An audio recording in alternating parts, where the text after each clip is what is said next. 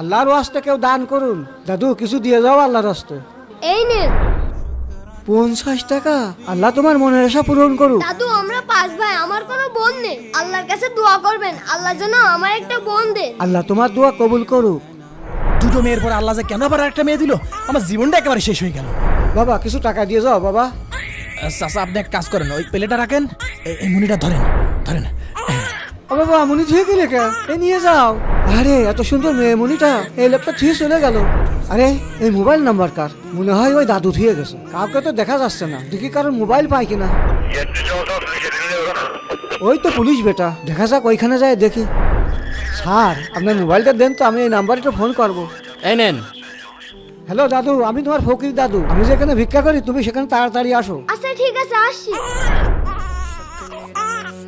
মুরব্বির কোলে বাচ্চা রাখার বিষয়টা আমার সুবিধার মনে হচ্ছে না, চলো তো দেখি। হ্যাঁ স্যার চলেন। দাদু তুমি আইছো? কি হয়েছে দাদু? আপনি আমাকে ফোন দিয়েছেন কেন? দাদু তুমি যে বোনের জন্য দোয়া চাইছিলে, আল্লাহ তোমার বোনের ব্যবস্থা করে দিয়েছে। আপনি এই বাচ্চা কোথায় পেলেন? তাহলে শোনো, এক লোক তাড়াহুড়া করে এই মুনিটা আমার কাছে দিয়ে চলে গেছে। কিন্তু দাদু ওই লোকটা কেন এই বাচ্চা রেখে গেল? ওই লোকটা হয়তো জানে না মেয়ে বাচ্চা আল্লাহর রহমত। আমার নবীর ঘরেও এর জন্য আল্লাহ তাআলা কন্যা সন্তান দিয়েছিল। তুমি নাও, তোমার এই বোনটারে নিয়ে যাও। সমস্যা নেই, চলো। বন্ধুরা কারা কারা বোনকে ভালোবাসো ভিডিওটি লাইক করে কমেন্টে জানিয়ে দাও।